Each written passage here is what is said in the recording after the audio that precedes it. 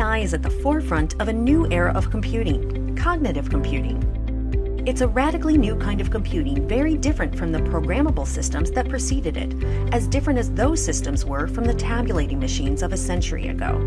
Conventional computing solutions, based on the mathematical principles that emanate from the 1940s, are programmed based on rules and logic intended to derive mathematically precise answers, often following a rigid decision tree approach. But with today's wealth of big data, and the need for more complex evidence-based decisions, such a rigid approach often breaks or fails to keep up with available information. Cognitive computing enables people to create a profoundly new kind of value, finding answers and insights locked away in volumes of data. Whether we consider a doctor diagnosing a patient, a wealth manager advising a client on their retirement portfolio, or even a chef creating a new recipe, they need new approaches to put into context the volume of information they deal with on a daily basis in order to derive value from it. These processes serve to enhance human expertise. Cognitive computing mirrors some of the key cognitive elements of human expertise, systems that reason about problems like a human does. When we as humans seek to understand something and to make a decision, we go through 4 key steps. First, we observe visible phenomena and bodies of evidence. Second, we draw on what we know to interpret what we are seeing to generate hypotheses about what it means. Third, we evaluate which hypotheses are right or wrong. Finally, we decide, choosing the option that seems best and acting accordingly. Just as humans become experts by going through the process of observation, evaluation, and decision-making, cognitive systems use similar processes to reason about the information they read, and they can do this at massive speed and scale. Unlike conventional computing solutions, which can only handle neatly organized structured data, such as what is stored in a database, cognitive computing solutions can understand unstructured data, which is 80% of data today. All of the information that is produced primarily by humans for other humans to consume. This includes everything from literature, articles, research reports, to blogs, posts, and tweets. While structured data is governed by well-defined fields that contain well-specified information, cognitive systems rely on natural language, which is governed by rules of grammar, context, and culture. It is implicit, ambiguous, complex, and a challenge to process. While all human language is difficult to parse, certain idioms can be particularly challenging. In English, for instance, we can feel blue because it's raining cats and dogs, while we're filling in a form someone asked us to fill out. Cognitive systems read and interpret text like a person. They do this by breaking down a sentence grammatically, relationally, and structurally, discerning meaning from the semantics of the written material. Cognitive systems understand context. This is very different from simple speech recognition, which is how a computer translates human speech into a set of words. Cognitive systems try to understand the real intent of the user's language and use that understanding to draw inferences through a broad array of linguistic models and algorithms. Cognitive systems learn, adapt, and keep getting smarter. They do this by learning from their interactions with us and from their own successes and failures, just like humans do.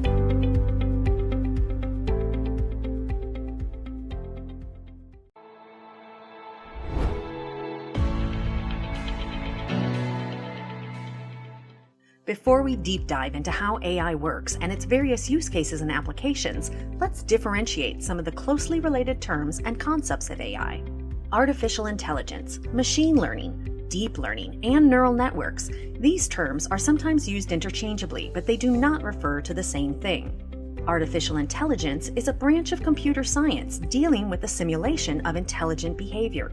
AI systems will typically demonstrate behaviors associated with human intelligence, such as planning, learning, reasoning, problem-solving, knowledge representation, perception, motion, and manipulation, and to a lesser extent, social intelligence and creativity. Machine learning is a subset of AI that uses computer algorithms to analyze data and make intelligent decisions based on what it has learned, without being explicitly programmed. Machine learning algorithms are trained with large sets of data and they learn from examples. They do not follow rules-based algorithms. Machine learning is what enables machines to solve problems on their own and make accurate predictions using the provided data. Deep learning is a specialized subset of machine learning that uses layered neural networks to simulate human decision-making. Deep learning algorithms can label and categorize information and identify patterns. It is what enables AI systems to continuously learn on the job and improve the quality and accuracy of results by determining whether decisions were correct. Artificial neural networks, often referred simply as neural networks, take inspiration from biological neural networks, although they work quite a bit differently. A neural network in AI is a collection of small computing units called neurons that take incoming data and learn to make decisions over time. Neural networks are often layered deep and are the reason deep learning algorithms become more efficient as the datasets increase in volume, as opposed to other machine learning algorithms that may plateau as data increases. Now that you have a broad understanding of the differences between some key AI concepts, there is one more differentiation that is important to understand, that between artificial intelligence and data science. Data science is the process and method for extracting knowledge and insights from large volumes of disparate data. It's an interdisciplinary field involving mathematics, statistical analysis, data visualization, machine learning, and more. It's what makes it possible for us to appropriate information, see patterns, find meaning from large volumes of data, and use it to make decisions that drive business. Data science can use many of the AI techniques to derive insight from data. For example, it could use machine learning algorithms and even deep learning models to extract meaning and draw inferences from data. There is some intersection between AI and data science, but one is not a subset of the other. Rather, data science is a broad term that encompasses the entire data processing methodology, while AI includes everything that allows computers to learn how to solve problems and make intelligent decisions. And both AI and data science can involve the use of big data, that is, significantly large volumes of data. In the next few lessons, the terms machine learning, deep learning, and neural networks will be discussed in more detail.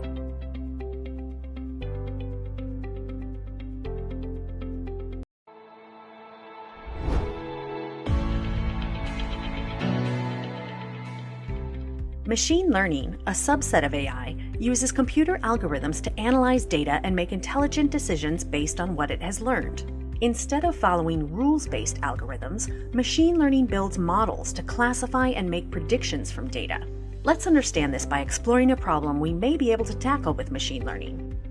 What if we wanted to determine whether a heart can fail? Is this something we can solve with machine learning? The answer is yes.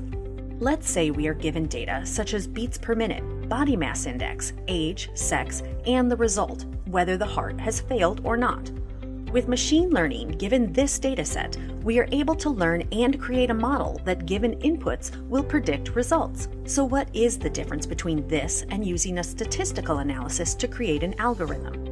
An algorithm is a mathematical technique. With traditional programming, we take data and rules and use these to develop an algorithm that will give us an answer. In the previous example, if we were using a traditional algorithm, we would take the data, such as beats per minute and BMI, and use this data to create an algorithm that will determine whether the heart will fail or not. Essentially, it would be an if-then-else statement. When we submit inputs, we get answers based on what the algorithm we determined is, and this algorithm will not change. Machine learning, on the other hand, takes data and answers and creates the algorithm. Instead of getting answers in the end, we already have the answers. What we get is a set of rules that determine what the machine learning model will be. The model determines the rules and the if-then-else statement when it gets the inputs. Essentially, what the model does is determine what the parameters are in a traditional algorithm, and instead of deciding arbitrarily that beats per minute plus BMI equals a certain result, we use the model to determine what the logic will be. This model, unlike a traditional algorithm, can be continuously trained and be used in the future to predict values. Machine learning relies on defining behavioral rules by examining and comparing large data sets to find common patterns. For instance, we can provide a machine learning program with a large volume of pictures of birds and train the model to return the label bird whenever it is provided a picture of a bird. We can also create a label for cat and provide pictures of cats to train on. When the machine model is shown a picture of a cat or a bird, it will label the picture with some level of confidence. This type of machine learning is called supervised learning, where an algorithm is trained on human-labeled data. The more samples you provide a supervised learning algorithm, the more precise it becomes in classifying new data. Unsupervised learning, another type of machine language, relies on giving the algorithm unlabeled data and letting it find patterns by itself. You provide the input, but not labels, and let the machine infer qualities. The algorithm ingests unlabeled data, draws inferences, and finds patterns. This type of learning can be useful for clustering data, where data is grouped according to how similar it is to its neighbors and dissimilar to everything else. Once the data is clustered, different techniques can be used to explore that data and look for patterns. For instance, you provide a machine learning algorithm with a constant stream of network traffic and let it independently learn the baseline, normal network activity, as well as the outlier and possibly malicious behavior happening on the network. The third type of machine learning algorithm, reinforcement learning, relies on providing a machine learning algorithm with a set of rules and constraints and letting it learn how to achieve its goals. You define the state, the desired goal, allowed actions, and constraints. The algorithm figures out how to achieve the goal by trying different combinations of allowed actions and is rewarded or punished depending on whether the decision was a good one. The algorithm tries its best to maximize its rewards within the constraints provided. You could use reinforcement learning to teach a machine to play chess or navigate an obstacle course. A machine learning model is the algorithm used to find patterns in the data without the programmer having to explicitly program these patterns.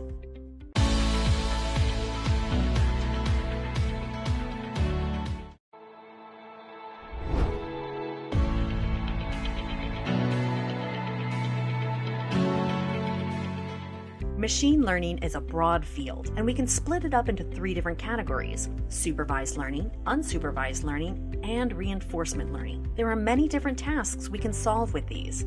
Supervised learning refers to when we have class labels in the dataset, and we use these to build the classification model. What this means is when we receive data, it has labels that say what the data represents. In a previous example, we had a table with labels such as age or sex.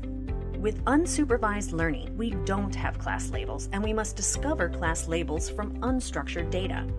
This could involve things such as deep learning looking at pictures to train models. Things like this are typically done with something called clustering. Reinforcement learning is a different subset, and what this does is it uses a reward function to penalize bad actions or reward good actions.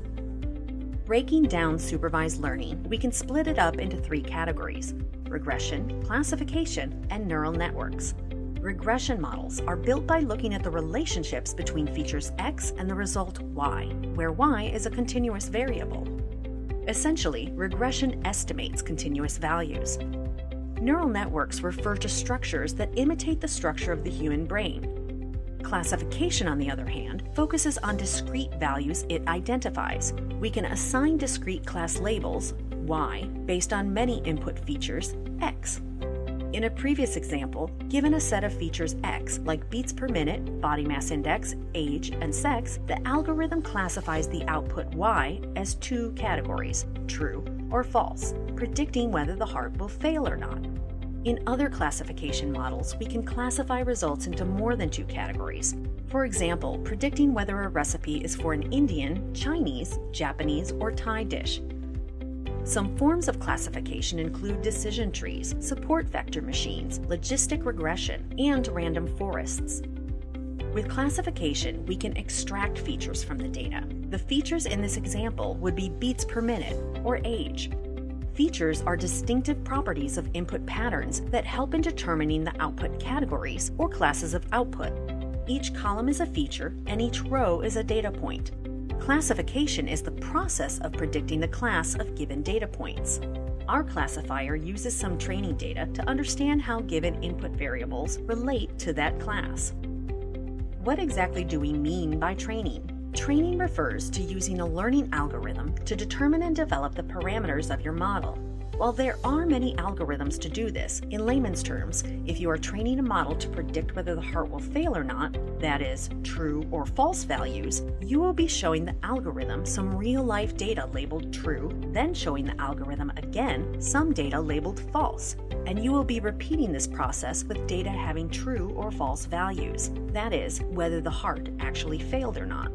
The algorithm modifies internal values until it has learned to tell from data that indicates heart failure that is true or not that is false. With machine learning, we typically take a data set and split it into 3 sets: training, validation, and test sets. The training subset is the data used to train the algorithm. The validation subset is used to validate our results and fine-tune the algorithm's parameters. And the testing data is the data the model has never seen before and used to evaluate how good our model is. We can then indicate how good the model is using terms like accuracy, precision, and recall.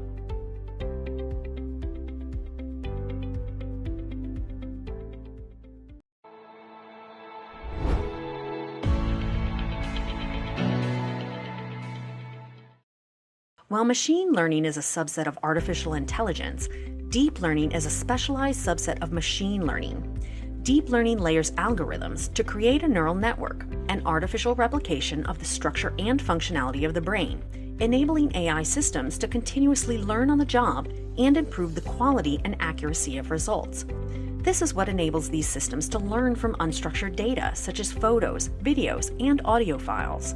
Deep learning, for example, enables natural language understanding capabilities of AI systems and allows them to work out the context and intent of what is being conveyed. Deep learning algorithms do not directly map input to output. Instead, they rely on several layers of processing units.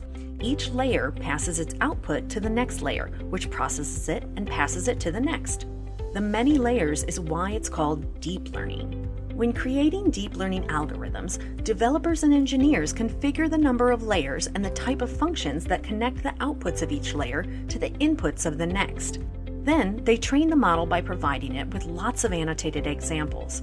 For instance, you give a deep learning algorithm thousands of images and labels that correspond to the content of each image. The algorithm will run those examples through its layered neural network and adjust the weights of the variables in each layer of the neural network to be able to detect the common patterns that define the images with similar labels.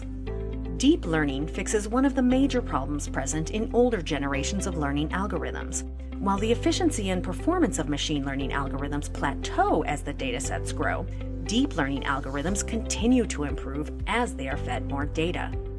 Deep learning has proven to be very efficient at various tasks, including image captioning, voice recognition and transcription, facial recognition, medical imaging, and language translation. Deep learning is also one of the main components of driverless cars.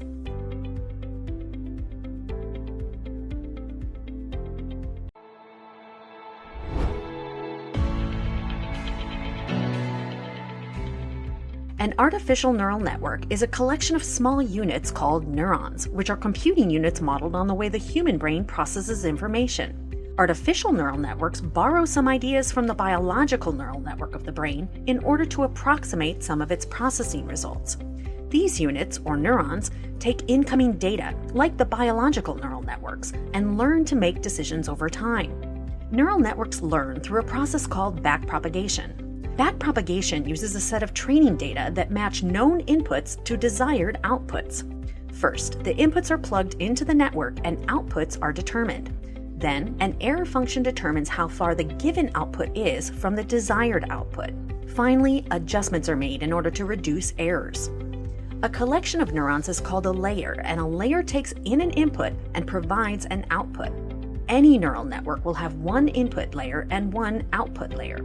It will also have one or more hidden layers which simulate the types of activity that goes on in the human brain. Hidden layers take in a set of weighted inputs and produce an output through an activation function. A neural network having more than one hidden layer is referred to as a deep neural network. Perceptrons are the simplest and oldest types of neural networks. They are single-layered neural networks consisting of input nodes connected directly to an output node. Input layers forward the input values to the next layer by means of multiplying by a weight and summing the results. Hidden layers receive input from other nodes and forward their output to other nodes. Hidden and output nodes have a property called bias, which is a special type of weight that applies to a node after the other inputs are considered. Finally, an activation function determines how a node responds to its inputs. The function is run against the sum of the inputs and bias, and then the result is forwarded as an output. Activation functions can take different forms, and choosing them is a critical component to the success of a neural network. Convolutional neural networks, or CNNs, are multi-layer neural networks that take inspiration from the animal visual cortex. CNNs are useful in applications such as image processing, video recognition, and natural language processing. A convolution is a mathematical operation where a function is applied to another function, and the result is a mixture of the two functions. Convolutions are good at detecting simple structures in an image and putting those simple features together to construct more complex features. In a convolutional network, this process occurs over a series of layers, each of which conducts a convolution on the output of the previous layer. CNNs are adept at building complex features from less complex ones. Recurrent neural networks, or RNNs, are recurrent because they perform the same task for every element of a sequence, with prior outputs feeding subsequent stage inputs. In a general neural network, an input is processed through a number of layers, and an output is produced with an assumption that the two successive inputs are independent of each other. But that may not hold true in certain scenarios. For example, when we need to consider the context in which a word has been spoken. In such scenarios, dependence on previous observations has to be considered to produce the output. RNNs can make use of information in long sequences, each layer of the network representing the observation at a certain time.